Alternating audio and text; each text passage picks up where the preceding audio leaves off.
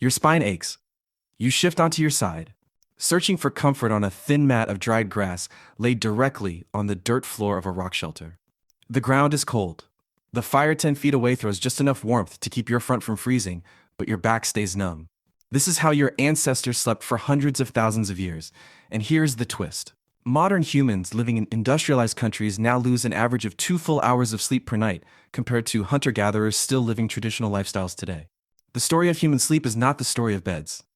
It is the story of fire, community, and a sleep architecture so different from yours that it would feel alien if you tried it tonight. Your ancestors did not lie down in darkness and stay unconscious for 8 uninterrupted hours. They slept in phases.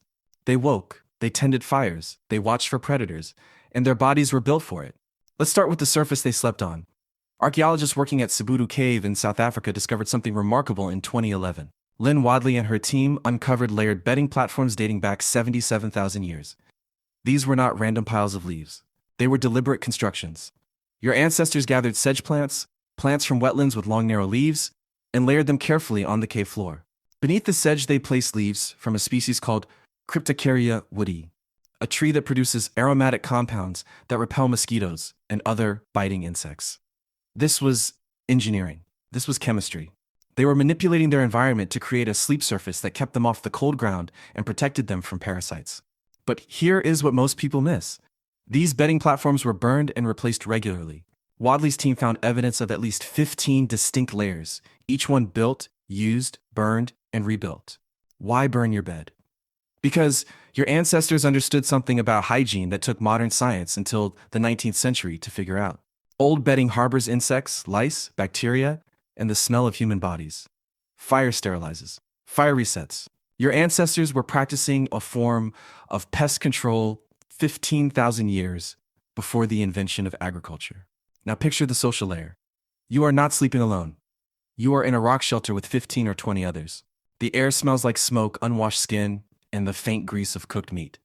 Bodies are pressed close. Anthropologist Polly Wiesner spent years studying the Jew/Hwansi people of the Kalahari Desert, one of the last remaining hunter-gatherer groups on Earth. She published her findings in 2014.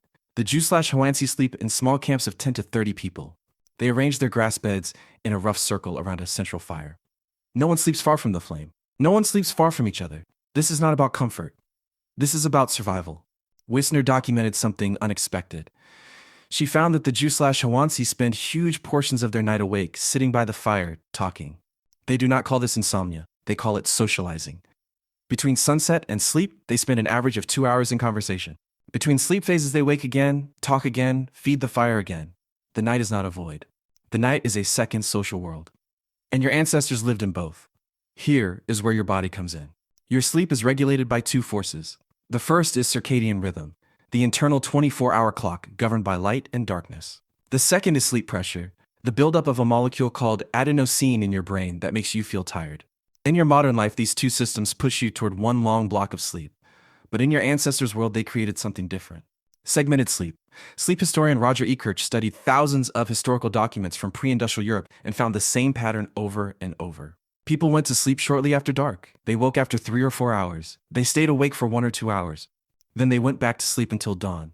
Ekirch called this first sleep and second sleep. It was not disorder. It was structure. Why would your body do this? Because in the ancestral environment, uninterrupted sleep was dangerous. A 2017 study led by David Sampson examined sleep patterns in the Hadza people of Tanzania, another contemporary hunter-gatherer group. Sampson found that across a group of 33 adults, there were only 18 minutes per night when every single person was asleep at the same time. 18 minutes. The rest of the night, someone was always awake. Someone was always watching. This is what scientists call sentinel behavior. Your ancestors were living alarm systems, and the fire was everything. Fire extended the day. Fire made the night survivable. Primatologist Jim Moore analyzed predation risk in early human evolution and concluded that fire was the single most important technology for allowing humans to sleep on the ground instead of in trees. Before fire, your ancestors would have slept like chimpanzees do, building nests in the branches 15 or 20 feet above the forest floor.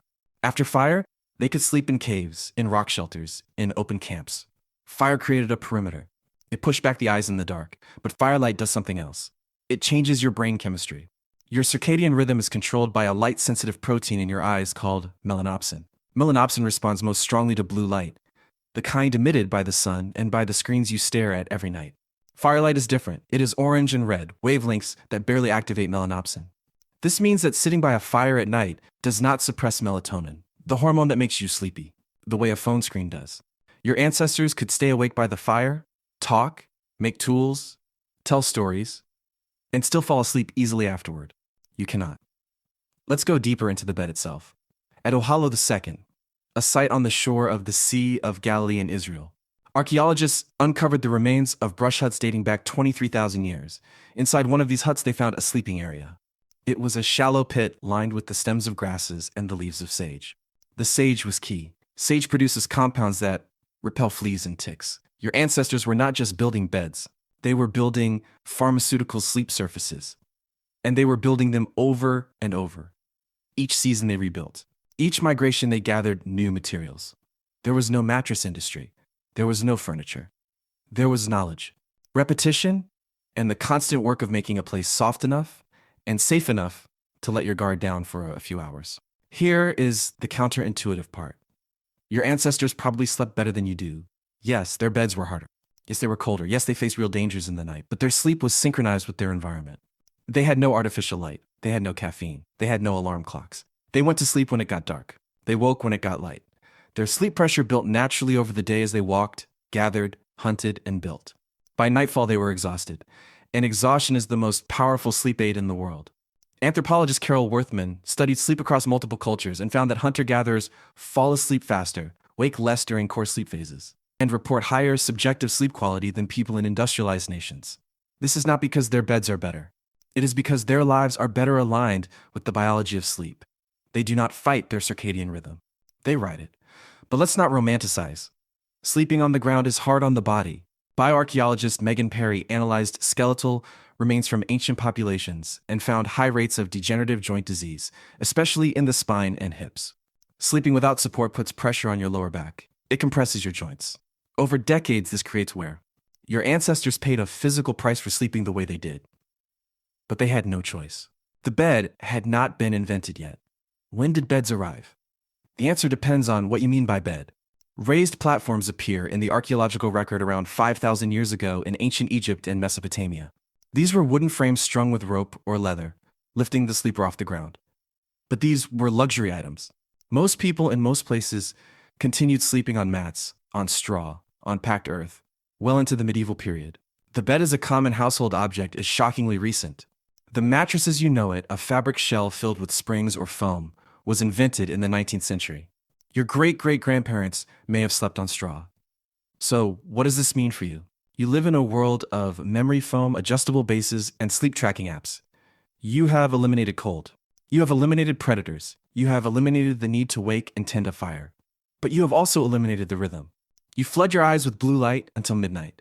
You drink stimulants in the afternoon. You set an alarm that rips you out of sleep before your body is ready. You have traded the discomfort of the ground for the discomfort of fighting your own biology.